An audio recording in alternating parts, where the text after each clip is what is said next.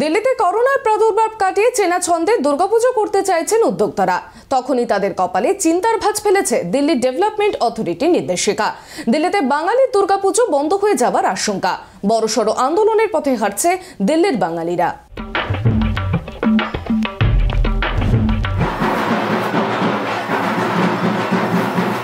বাঙালির শ্রেষ্ঠ উৎসব দুর্গাপুজো। করোনার কারণে গত 2 বছর দিল্লিতে দুর্গাপুজো করতে পারেননি বাঙালিরা। এবছর করোনার প্রাদুর্ভাব কাটিয়ে যখনই তারা পুজোর আয়োজন শুরু করলেন, ঠিক তখনই দিল্লি ডেভেলপমেন্ট অথরিটির একটি নির্দেশিকায় তাদের মাথায় হাত পড়ল।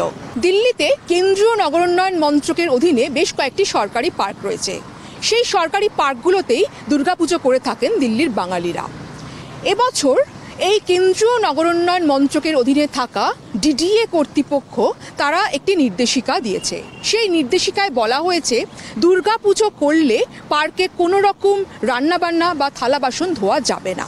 এর জন্য প্রত্যেকটা পুজো কমিটিকে 5 লক্ষ টাকা ব্যাংক গ্যারান্টি দিতে হবে এবং তারা রীতিমতো নজরদারি চালাবে যে যাতে পার্কগুলোতে কোনো রকম রান্নাবান্না বা থালা বাসন ধোয়া না হয়। যদি কোনোভাবেই পুজোর ভোগ রান্না করা হয় বা থালা বাসন ধোয়া হয়, তাহলে সেই 5 লক্ষ টাকা ব্যাংক গ্যারান্টি সেটা তারা ফেরত পাবে না। কিন্তু পুজোর ভোগ রান্না না করে কিভাবে দুর্গা আরাধনা সম্ভব, সেই নিয়েই প্রশ্ন তুলেছেন দিল্লির বাঙালিরা। যখন আমাদের দুর্গাপুজো হয় তখন আমাদের একটা ভোগ কিন্তু রান্না করতেই হয়, আর ভোগ রান্নাটা ওখানেই করতে হবে, ওটা অনেক শুদ্ধভাবে করতে হয়। তো ভোগ রান্নাটা খুব জরুরি, ভোগ রান্নাটা ছাড়া তো ওটা হতে পারে না।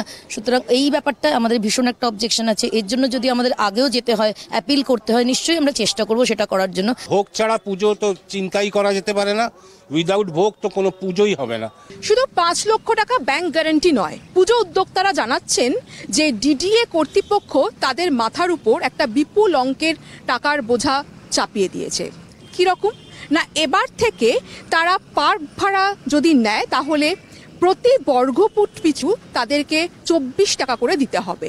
45 দিনের জন্য পার্ক ভাড়া দেবে ডিডিএ কর্তৃপক্ষ এবং সেই টাকাটা প্রায় 60 থেকে 65 লাখ টাকা দাঁড়াচ্ছে। ডিডিএর থেকে যে নির্দেশিকা এসছে সেটা মেইনলি 2019 ডিসেম্বরে একটা এসেছিল যে পার স্কোয়ার ফিট 24 টাকা করে পার ডে হিসাবে ওরা নেবে, তাতে ডিপেন্ডিং অন এরিয়া সেই হিসেবে ওরা চার্জ করবে। তারপরে গত মাসে জুলাইয়ের 25 তারিখে একটা নির্দেশিকা আসলো যে 10 লাখ টাকা করে আমাদের সিকিউরিটি মানি দিতে হবে বিকজ অফ কুকিং অ্যান্ড বাসনপত্র ধোয়ার জন্য।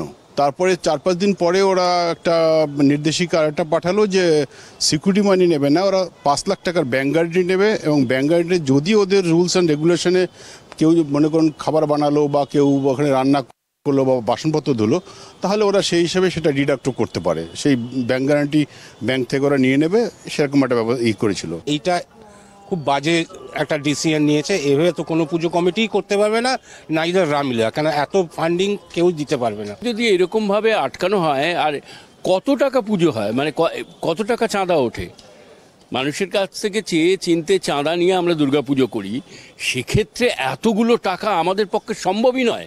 দুর্গাপুজোর জন্য যেভাবে দিল্লি ডেভেলপমেন্ট অথরিটি এবার বিপুল পরিমাণ অর্থ ডিপোজিট রাখার কথা বলেছে, এতে দিল্লির বাঙালিরা যথেষ্ট উদ্বিগ্ন আদৌ তারা এবার দুর্গাপুজো করতে পারবেন কিনা।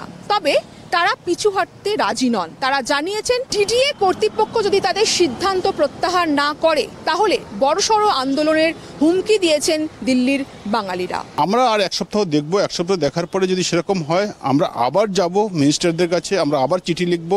যদি তারপরও না হয় তাহলে আমরা হয়তো ধর্নাও দিতে পারি, আমরা ইন্ডিয়া গেট বা যন্তর মন্ত্রে আমরা ধর্নাও দিতে পারি। আমরা এই জিনিসটাকে গভর্নমেন্টের ডিসিশনটাকে এত সহজে ইজিলি আমরা মেনে নেব না। এটার জন্য আমাদের যদি আরো উপর লেভেলে যেতে হয় আমরা যাব।